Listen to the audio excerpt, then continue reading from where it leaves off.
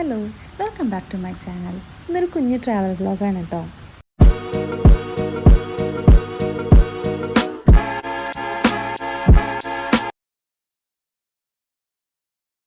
Last വെക്കേഷനിൽ plan ചെയ്തിട്ടുണ്ടായിരുന്ന പ്ലേസസിൻ്റെ കൂട്ടത്തിലൊന്നായിരുന്നു കേട്ടോ വാഗമൺ.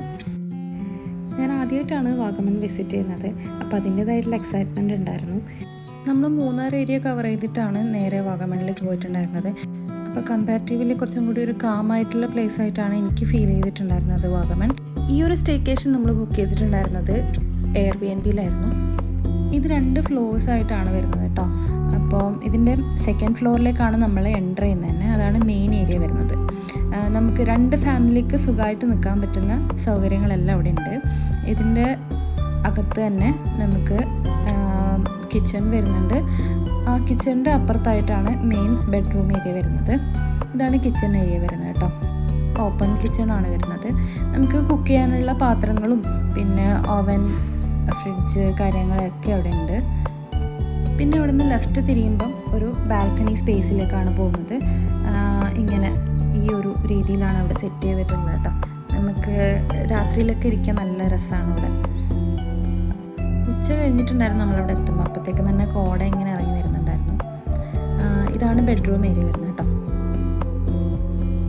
ഈ ബെഡ്റൂമിന് അറ്റാച്ച്ഡ് ആയിട്ട് വലിയൊരു ബാൽക്കണി വരുന്നുണ്ട്. അതിൻ്റെ 2 വാൾസിലേക്ക് എക്സ്റ്റെൻഡ് ആയി കിടക്കുന്ന പോലത്തെ ബാൽക്കണി സ്പേസ് അവിടെ വരുന്നുണ്ട്. ആ ഒരു മെയിൻ ബെഡ്റൂമിൽ, സെക്കൻഡ് ഫ്ലോറിൽ വരുന്ന ബെഡ്റൂമിൽ.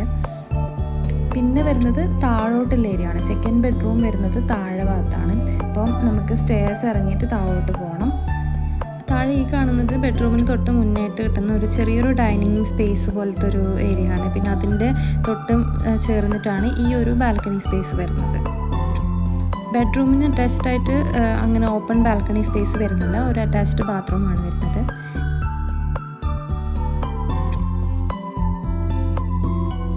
നമുക്ക് ആ സ്റ്റേ ഭയങ്കര ഇഷ്ടമായതുകൊണ്ട് തന്നെ നമ്മൾ ഒരു ദിവസം കൂടി എക്സ്റ്റെൻഡ് ചെയ്തിട്ട് താമസിച്ചിട്ടുണ്ടായിരുന്നു കേട്ടോ ഇവിടെ. ബ്രേക്ക്ഫാസ്റ്റ് കോംപ്ലിമെൻ്ററി ആണ്, അവർ പ്രൊവൈഡ് ചെയ്യുന്നുണ്ട്.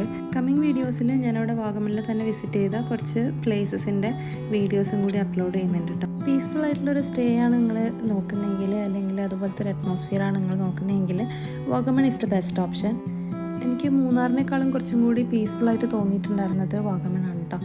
ഈ ഹോം സ്റ്റേയുടെ ഡീറ്റെയിൽസ് എന്തായാലും ഞാൻ ഡിസ്ക്രിപ്ഷനിൽ മെൻഷൻ ചെയ്തേക്കാം കേട്ടോ. അപ്പോൾ എന്തായാലും മറ്റൊരു വീഡിയോ ആയിട്ട് വരുന്നവരേക്കും ബൈ.